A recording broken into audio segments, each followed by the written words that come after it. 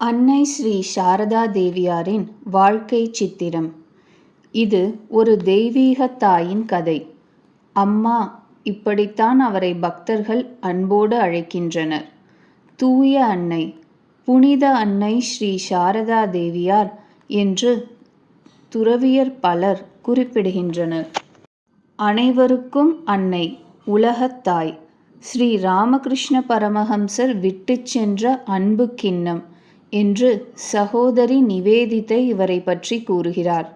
சங்க ஜனனி, ரஷா கர்த்ரி, பரிபாலன கர்த்ரி என்று இவரை ராமகிருஷ்ண சங்கத்தின் தாயாக பார்க்கிறார் சுவாமி விவேகானந்தர். குருமகாதேவி, பிரபஞ்சத்தின் அன்னை என்றே சீடர்கள் இவரை போற்றுகின்றனர். சக்தியெனும் மகாமாயே, ஜெகதாத்ரி சீதா வடிவம் என்றே ஊர் இவரை துதிக்கிறது. பெண்மையின் உயர்வு இவர் வாழ்வில் பரிமளிக்கிறது. ஒவ்வொரு பெண்ணும் படித்து பின்பற்ற வேண்டிய வரலாறு இவர் வாழ்வு என்கின்றனர் அறிஞர்கள். ஒரு பெண் தன் தாய்மையால், சேவையால், பொறுமையால், இறை தொடர்பால் எத்தனை மகோன்னத நிலைக்கு உயர முடியும் என்பதை விளக்கும் வரலாறு இது. அன்பையும் ஆறுதலையும் அமைதியையும் தேடும் எத்தனையோ இதயங்களை அரவணைத்துச் செல்லும் தாய்மை என்னும் ஜீவ நதியின் வாழ்க்கை சித்திரம் இது. புரியாத முரண்பாடுகளுக்கிடையே புதிரான இணக்கம். இவர் குடும்ப பொறுப்புகளுக்கிடையே வாழ்ந்தார். ஆனால் துறவியரையும் வழிநடத்தும் துறவியாக இருந்தார். இவர் பழமையில் ஊறியிருந்தார், புதுமையில் தெளிந்திருந்தார். இவருக்கு திருமணம் ஆகியிருந்தது. ஆனால் கணவனாகிய ஸ்ரீ ராமகிருஷ்ண பரமஹம்சரோ இவரை தேவியாக வழிபட்டார். அனைவரும் ஆதிசக்தியின் வடிவம் என போற்றினார். ஆனால் இவர் வாழ்ந்ததோ வைக்கோல் குடிசையில். இவரை ஞானத்தாயினி என்றும் அனைவரும் போற்றினர். ஆனால் இவரோ தன் பெயரை மட்டும் கையெழுத்திடும் அளவுக்கே படிப்பறிவை பெற்றிருந்தார். இவருக்கு சீடர்கள் பலர் இருந்தனர். அவர்களுக்கும் குருவாகிய இவரே சேவை செய்தார். ஞானத்தின் திரையின் மறைவில் வாழ்ந்த இவர் தான் வாழ்ந்த குடும்பம், தன்னை சார்ந்த சமூகம் மற்றும் சங்கம் இவற்றின் பொறுப்புகளை ஏற்று நடத்தினார். அவதார கொள்கை. உலகத்தை காக்க பகவதி தேவி பூமிக்கு மீண்டும் மீண்டும் வருகிறாள் என்று தேவி மகாத்மியம் சொல்கிறது. உலகத்தில் தீமை அதிகரிக்கும் பொழுது, மக்கள் வாழ்க்கை குழப்பத்திற்கு உள்ளாகும் பொழுது உலகை காக்க அன்னை அவதரிக்கிறார் என்பது நம்பிக்கை. சமயத்தில் மூட நம்பிக்கை அதிகரிப்பால், சமூகத்தில் மேற்கத்திய கலாச்சாரத்தின் ஊடுருவலால் பெண்ணின் நிலை கேள்விக்குரியதானது. இந்த நிலையில் காலத்தின் தேவையை நிறைவு செய்ய பழமைக்கும் புதுமைக்கும் பாலமாய் அமைந்த லட்சிய வாழ்வே அன்னை ஸ்ரீ சாரதா தேவியின் வாழ்வு. பெற்றோரின் கனவு. அவதாரர்கள் எங்கு எப்பொழுது தோன்றுவர் என்று தெரியாது. அவர்கள் வாழும் நாட்களில் அவரை வெகு சிலரே அறிந்திருப்பர். அவர்கள் சென்ற பிறகு அவர்களது வாழ்வும் செய்தியும் பலரின் வாழ்வையே நல்திசை திருப்பும் வல்லமை பெற்றிருக்கும். அவதாரங்களை பற்றி யாருக்கு தெரிந்திருக்குமோ தெரியாதோ, ஆனால் அவரது பெற்றோருக்கு நிச்சயம் தெரிந்திருக்கும். ராமச்சந்திரர் என்ற எளிய அந்தணர் குடும்ப வருவாயை உயர்த்த பட்டணம் போக எண்ணியிருந்தார். ஒரு நாள் அவர் கனவில் எழில் மிகுந்த சிறுமி பல ஆபரணங்கள் பளிச்சிடத் தோன்றி அவரது கழுத்தை வளைத்து கொண்டு, இதோ நான் உன்னிடத்தில் வந்திருக்கிறேன் என்று கூறி புன்முறுவலோடு மறைந்து போனாள். அவர் இதனை நல்ல அறிகுறியாக எடுத்துக்கொண்டு பொருளீட்ட கொல்கத்தா புறப்பட்டார்.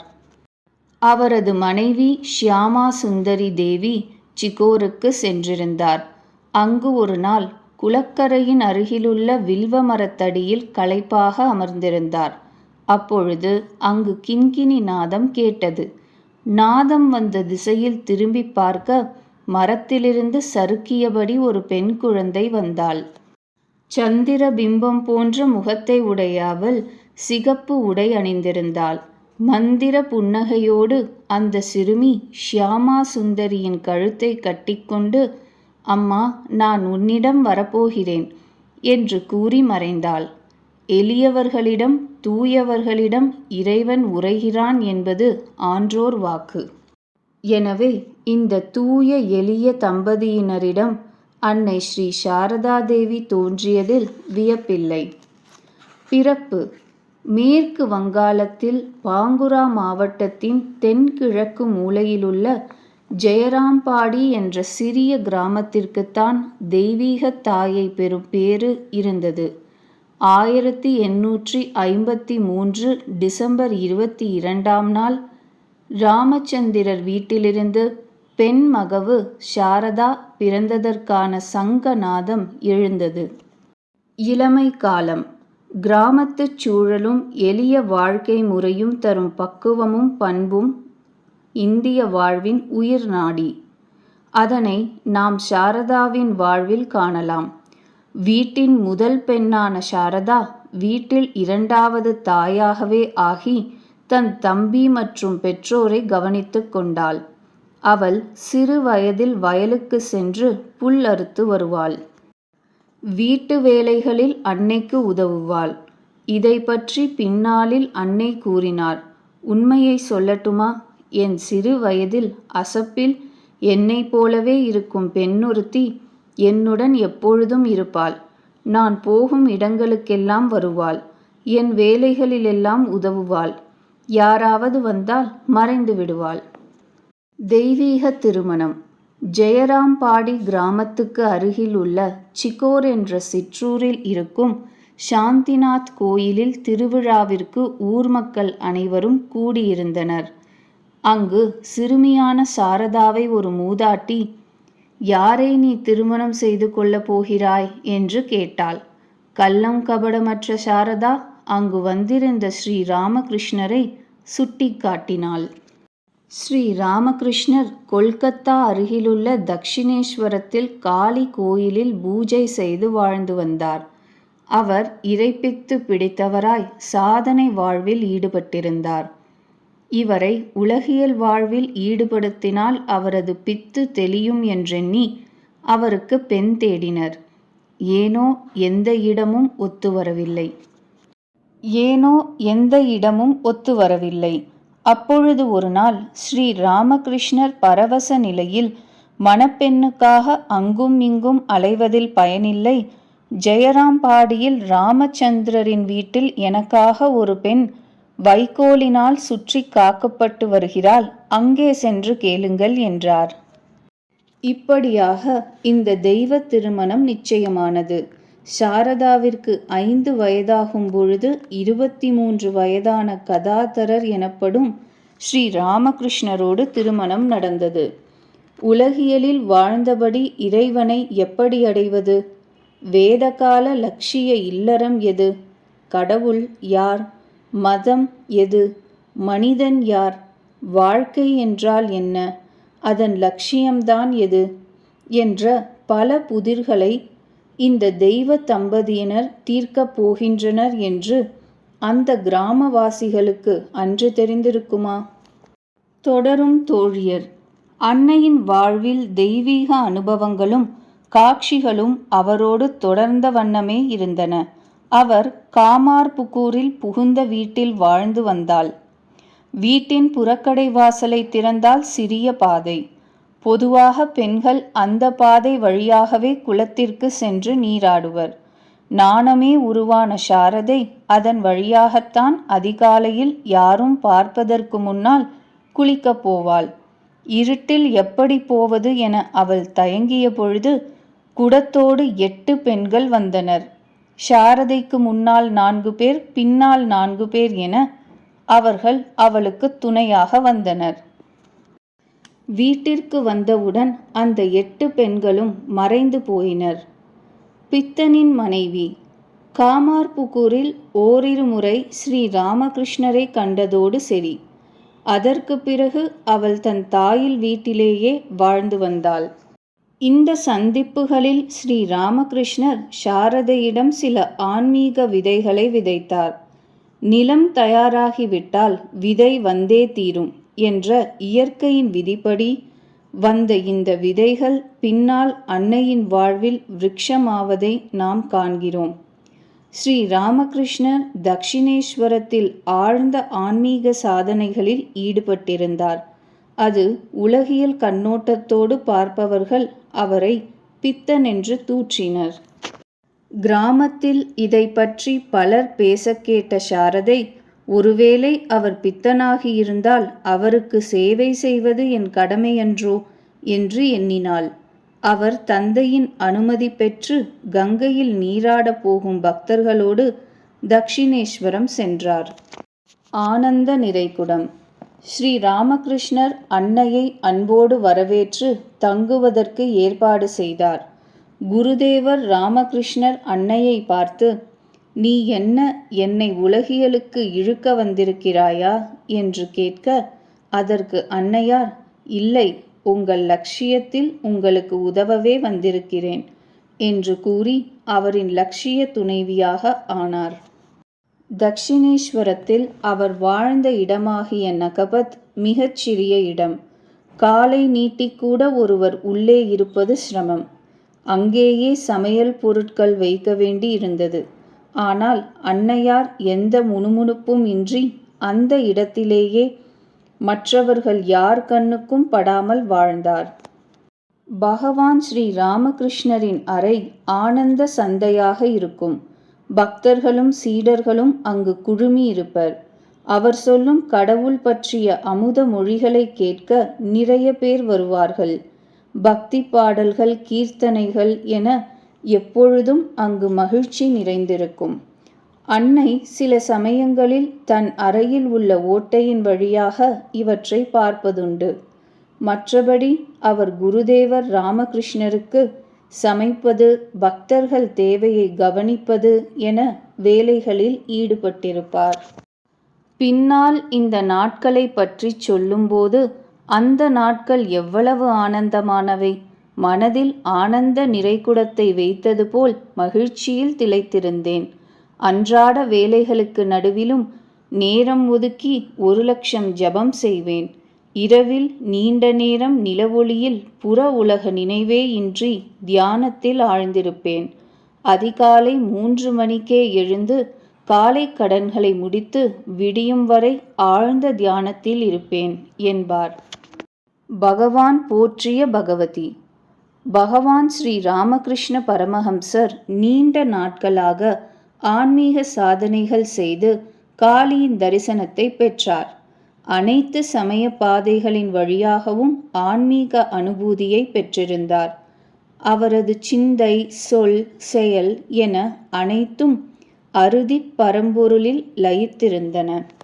அன்று அமாவாசை. காளி பூஜைக்கு கோயிலில் ஏற்பாடாகி இருந்தது. ஸ்ரீ ராமகிருஷ்ணர் அறையில் ஷோடசி பூஜைக்கான ஏற்பாடுகள் இரகசியமாக செய்யப்பட்டிருந்தன. இரவு 9 மணி அளவில் பூஜையில் கலந்து கொள்ள அன்னையார் அங்கு வந்திருந்தார். கோலமிடப்பட்ட மங்கள மனையில் தேவியினிடத்தில் அன்னையை அமரச் செய்தார் குருதேவர். பகவான் ஸ்ரீ ராமகிருஷ்ணர் அன்னையை தேவியாக வழிபட்டு தன் தவ பலனையெல்லாம் அவரிடம் சமர்ப்பித்தார். அன்னையிடம் தேவியை ஆவாகனம் செய்து அவரிலிருந்து ஆதிசக்தியை உயிர்ப்பித்து அவதார பணியை ஒப்படைத்தார். நித்திய சுமங்கலி. குருதேவர் ஸ்ரீ ராமகிருஷ்ணருக்கு தொண்டையில் புற்றுநோய் ஏற்பட்டது. அதற்கான சிகிச்சைகள் ஏற்பாடு செய்யப்பட்டன. அன்னை ஸ்ரீ சாரதாதேவி அவருக்கான தேவைகளை பார்த்து பார்த்து சேவையாற்றினார். எனினும் அன்னை காளியின் திருவுளப்படி குருதேவர் 1886 ஆகஸ்ட் 16 மறைந்தார். அன்னையார் ஓர் இந்து விதவையைப் போல் மங்கள அணிகளாகிய தங்க வளையல்களை கழற்றிவிட்டு தான் அணிந்திருந்த புடவையின் சிவப்பு கரையை கிழிக்க முற்பட்டார். அப்பொழுது குருதேவர் அவர் முன் தோன்றி, நான் எங்கு போய்விட்டேன்? ஒரு அறையிலிருந்து மற்றொரு அறைக்கு போயிருக்கிறேன், அவ்வளவுதான் என்றார். அன்று முதல் அன்னையார் தனது இறுதி காலம் வரை மெல்லிய சிவப்பு கரையிட்ட புடவையோடு தங்க வளையல்களோடு நித்திய சுமங்கலியாகவே வாழ்ந்தார். சிவனை வழிபட்ட சீதை. குருதேவரின் மறைவிற்குப் பிறகு அன்னையார் 32 ஆண்டுகள் வாழ்ந்தார். பிருந்தாவனம், கயை, காசி, பூரி போன்ற பல ஸ்தலங்களுக்குச் சென்றார். பிருந்தாவன கோயில்களை தரிசித்தார். ராதா ரமணர் கோயிலில் மனமுருகி பிறர் குற்றம் காணா பெரும் பண்பு தனக்கு வேண்டுமென வேண்டிக் கொண்டார். அன்னையின் திருப்பாதங்களை தமிழகத்தில் பதியச் செய்த பெருமை ராமகிருஷ்ணானந்தரையைச் சாரும். இவர் ஸ்ரீ ராமகிருஷ்ணரின் நேரடி சீடர். சென்னையில் உள்ள ஸ்ரீ ராமகிருஷ்ண மடத்தை நிறுவி அதனை நிர்வகித்து வந்தார். 1910 அன்னை தமிழ்நாட்டிற்கு வந்தார்.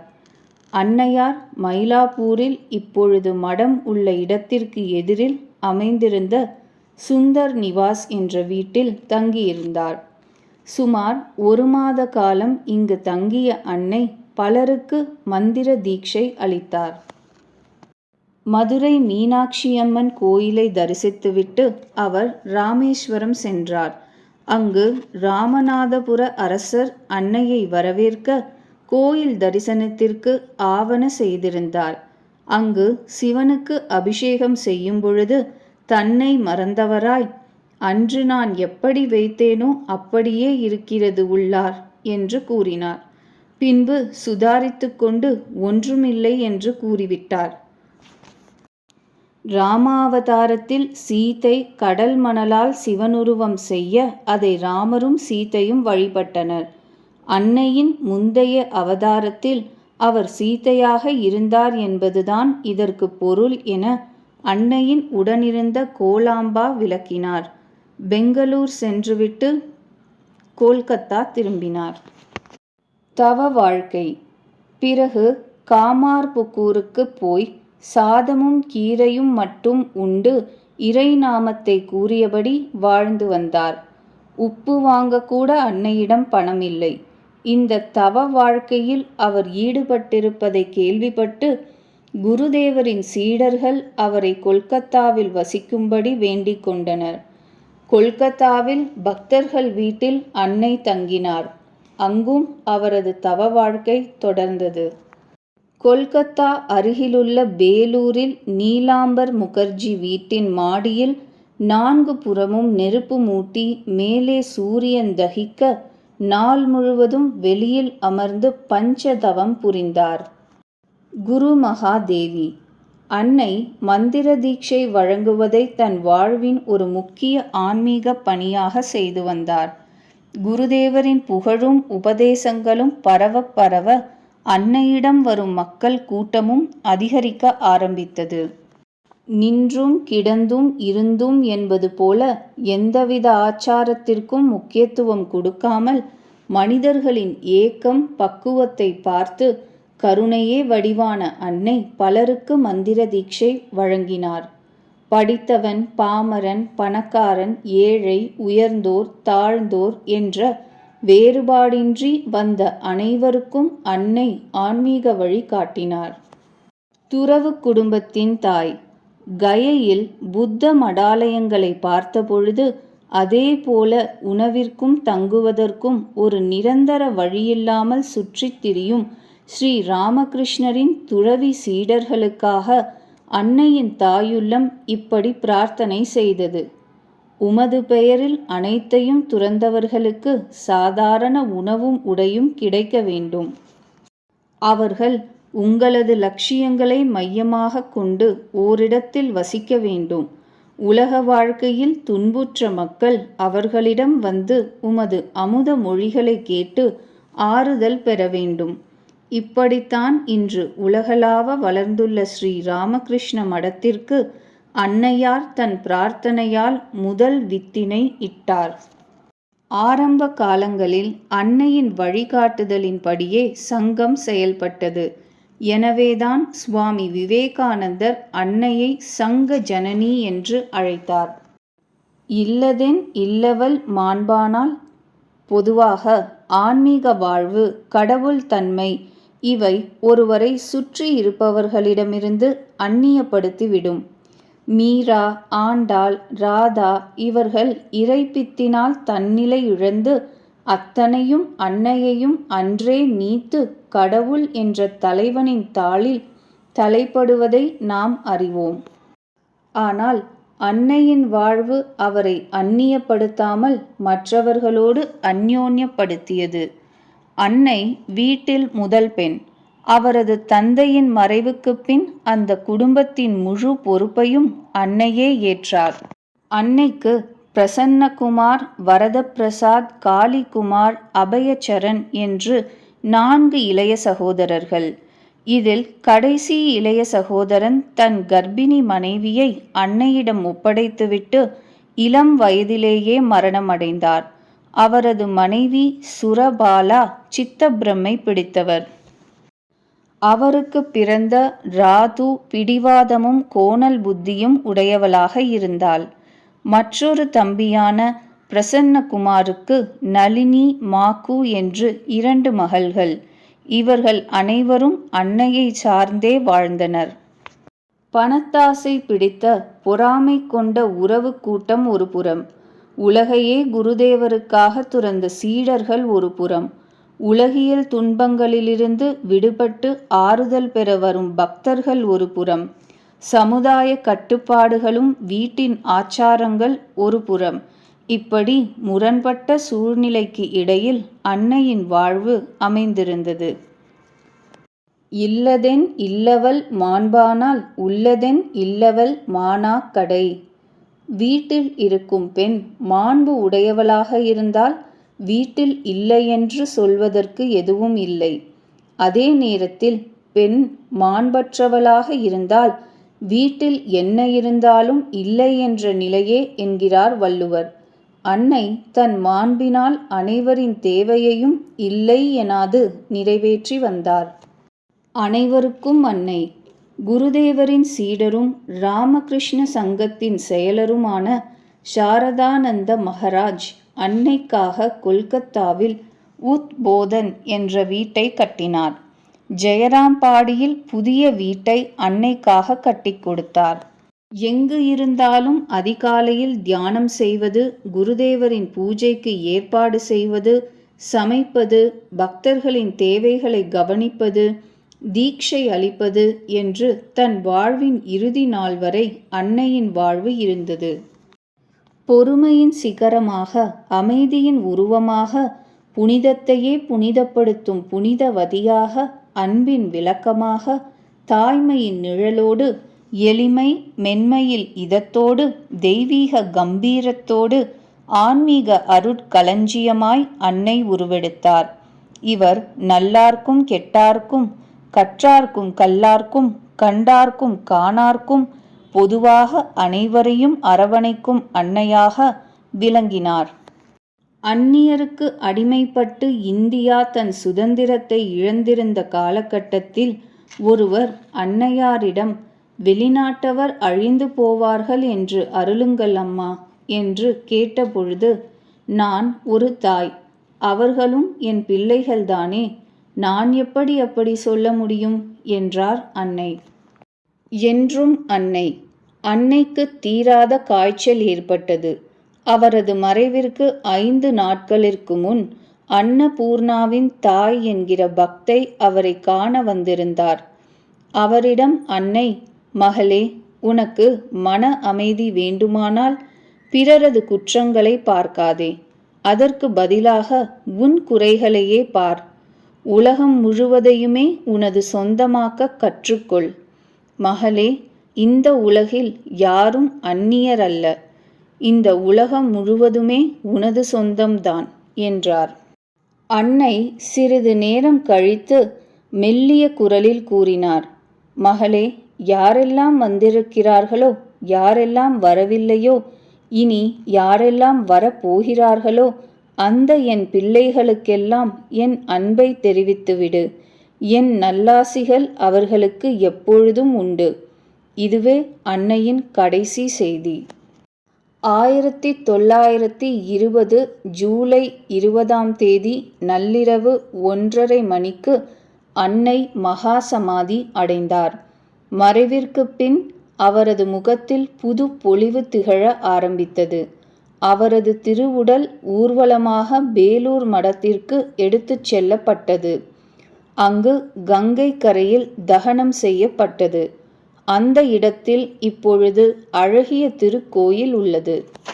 அம்பிகையை சரணடைந்தால் அதிக வரம் பெறலாம்.